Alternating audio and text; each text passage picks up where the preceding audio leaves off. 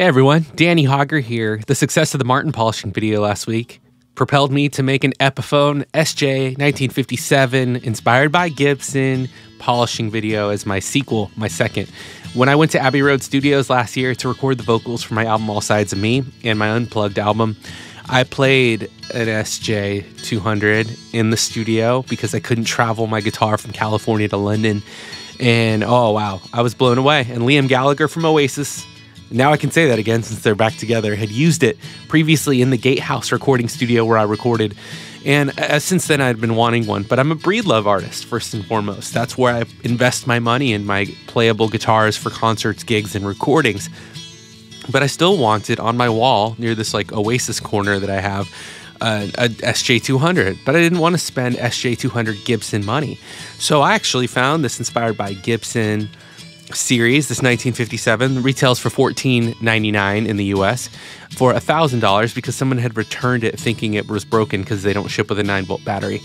Their loss was my gain here, and I wanted it high gloss. I really don't care for satin finishes. Breedlove does an awesome job polishing their guitars, and I like the high gloss. I like the shine. Even if I'm losing 0.25% of vibration or whatever that fact may be, that figure, I wanted a polish. So I watched a great video on YouTube, and I'll give credit to that now. It was published about 2 months before mine, called 1957 Epiphone SJ-200 Reissue Buffed and Modded by Guitar Gear Connection. A really excellent video, but left out a lot of details of the step-by-step of how it was done, made it look super easy, and really got beautiful results. So whatever he did was fantastic, and I thought, well, if I buy the same products, maybe I can get the same result. So I did. I got the Meguiar's fine cut polish and the finishing polish that he used, the V38 optical grade final polish that I got on Amazon for about $11.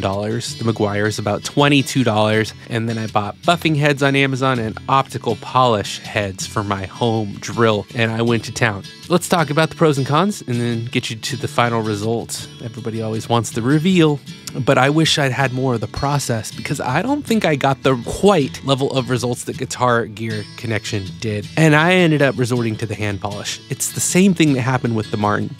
Maybe the buffing pads I bought on Amazon were too cheap, or maybe I wasn't putting enough pressure or was putting too much pressure on the guitar. But when I would finish a coat of Meguiar's, let it dry, and then finish a coat of the 38 polishing cream, I just wasn't that impressed with what was left. It really didn't look too much shinier. Even after the second pass, using more of the compound and more of the polish, I still wasn't thinking it was that shiny. You'll kind of see that as we go along incrementally, that I'll spend an hour and use the power drill and the tools and the buffing and the compound, and then was like, well, I think it's shinier. I can't really see more of gloss, and I definitely didn't see this like pure clean coat gloss, and I had almost emptied both bottles. So I decided to do what I did with the Martin again. I sat down with a microfiber cloth during Sacramento Kings basketball games, and I polished while I watched, and then I started to see more of a result. And so now I'm left with the question of how many more days do I want to do that?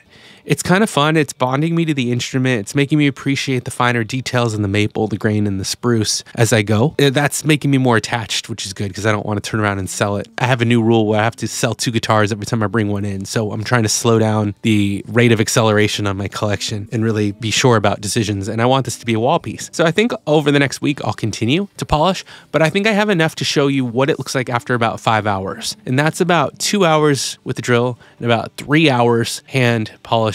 What I like about the hand polishing finish is that it seems to even out any areas that weren't treated equally during the power process, and also lets me hand blend every swipe in the light, every change that I'm making. And I can continue to add more and more if I want, but I can also hit the stop button without going too far. So it's much slower, but I feel like maybe the quality control aspect is a little bit higher. And I certainly think after the 5-hour mark that I really like where it is, and I certainly am 100% happy from where I started. I only think though maybe I'm halfway to where Guitar Gear Connection got, and I'm honestly not sure I'm gonna get all the way there, and that's okay because I'm just about out of the compound. I don't want to go another round knowing that I've put so many ounces of polish into the finish, because I do want it to be light and vibrant, and these guitars tend to be overbuilt already at this price point. Yeah, what do you think down below? Did I do something wrong? Did I miss a step? Is there a product you would like to finish with? I still have some The One guitar polish if I want to use it for the sides or to go over another layer. And I also have some Ernie Ball polish, which didn't do a whole lot on the Martin, but I have a replacement bottle they sent me that I could try again. What would you do next? Let me know in the comments. And please support my independent music on Bandcamp or Apple Music or Spotify, wherever it is, Danny Hauger Music. It's all written and recorded by me and would mean the world if you shared it with a friend. Thanks so much. Hope you enjoy the music and the video and the visuals. And yeah, I'll see you in the next one. And we'll go back to some original music. Yeah, don't forget to like, share, subscribe. See you next time, everybody. Be safe, be well, and be kind. Later.